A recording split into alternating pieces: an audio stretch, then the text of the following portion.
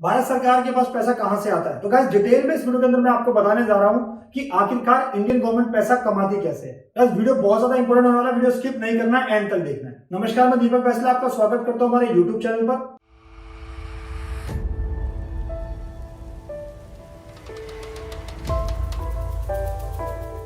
अगर आप चैनल पर नए हो तो वीडियोस को लाइक कर दें, शेयर कर दें और साथ साथ चैनल को सब्सक्राइब जरूर कर दें। नीचे लाल बटन है उसको दबाएं। तो गाइस मैं आपको डिटेल में बताने जा रहा हूं इस वीडियो के अंदर कि आखिरकार इंडियन गवर्नमेंट के पास जो मेजर सोर्सेज हैं रिसिप्ट के वो कौन कौन से हैं, यानी कि रेवेन्यू उनके पास कहां से आता है। तो सबसे पहला पॉइंट यहाँ पे जो मेरे पास है वो है टैक्स कलेक्शन का, जो कि टैक्स कलेक्शन से जो पैसा रिसीव करती है इंडियन गवर्नमेंट वो टैक्स रेवेन्यू रिसिप्ट के अंदर कवर होता है।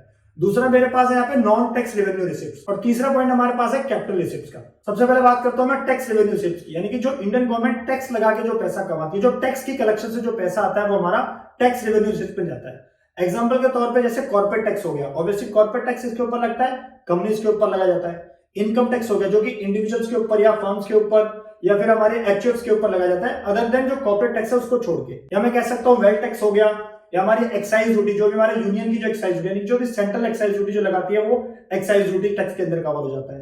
या कस्टम ड्यूटी होगी, और ऑब्वियसली जो हमारा लास्ट इसके अंदर टैक्स कवर होता है हमारा जीएसटी, यानी कि गुड्स एंड सर्विस टैक्स। अब दोस्तों देखा जाए तो यहाँ पे जो हमारा major source of tax collection है उसमें जीएसटी का बहुत बड़ा रोल है आज की डेट में। सेकेंडली मैं बात करता हूँ नॉन टैक्स रिसिप्ट की, तो इसके अंदर मेरी कौन सी रिसिप्ट कवर होती है।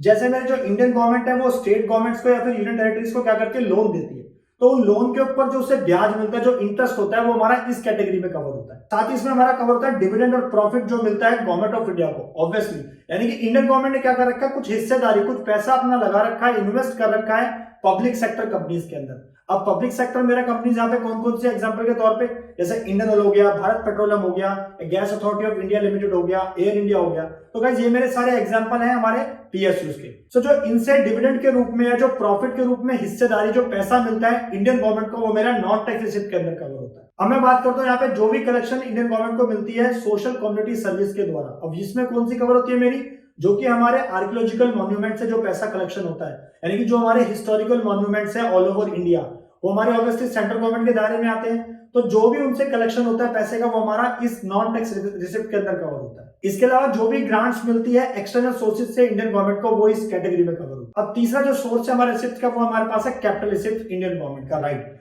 इसके अंदर भी हमारी दो कैटेगरी है, एक है हमारा नॉन डेट कैपिटल रिसिप्ट, एक है हमारा डेट कैपिटल रिसिप्ट। सबसे पहले बात करूंगा नॉन डेट कैपिटल रिसिप्ट की, यानी कि इंडियन गवर्नमेंट ने जो भी लोन दे रखे हैं स्टेट गवर्नमेंट्स को या यूनियन टेरिटरीज को, तो उनसे जो लोन्स की रिकवरी हुई, उनसे जो एडवांसेस की रिकवरी हुई, वो मेरा नॉन डेट कैपिटल की रिसिप्ट में आता है। साथ ही जो इसके अंदर मेजर पॉइंट आता है वो कौन सा है, जो भी डिसइन्वेस्टमेंट करी इंडियन गवर्नमेंट ने पब्लिक सेक्टर अंडरटेकिंग्स के अंदर, यानी कि पब्लिक सेक्टर कंपनीज में जो उन्होंने अपना शेयर लगा रखा था उसको विड्रॉ कर लिया या उसको बेच दिया, तो उस केस में जो उनको पैसा है वो हमारा कहां गया, नॉन डेट कैपिटल रिसिप्ट के अंदर कवर हुआ। अगर मैं एग्जांपल के तौर पे आपको मेजर जो डिसइन्वेस्टमेंट जो की गई है अभी इंडियन गवर्नमेंट के द्वारा, उसके एग्जांपल्स हमारे पास यहाँ पे है Hindustan aeronautics limited, steel authority of India limited, Indian railway.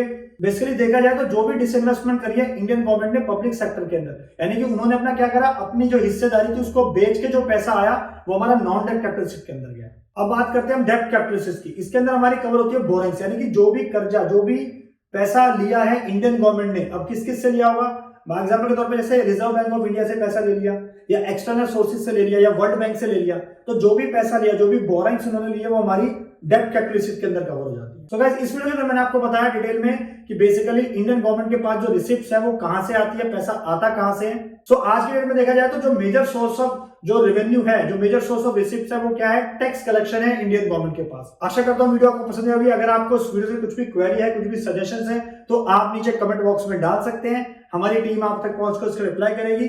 और हाँ, इस वीडियो ने आपको कुछ ना कुछ वैल्यूएबल इन्फॉर्मेशन दी होगी, कुछ ना कुछ एक सोल्यूशन प्रोवाइड किया होगा, इसलिए इस वीडियो को हमारी लाइक कर दें, शेयर कर दें और साथ साथ चैनल को सब्सक्राइब जरूर करें, ताकि ऐसे इन्फॉर्मेटिव वीडियो आपको टाइम टाइम पे मिलती रहे। Thank you.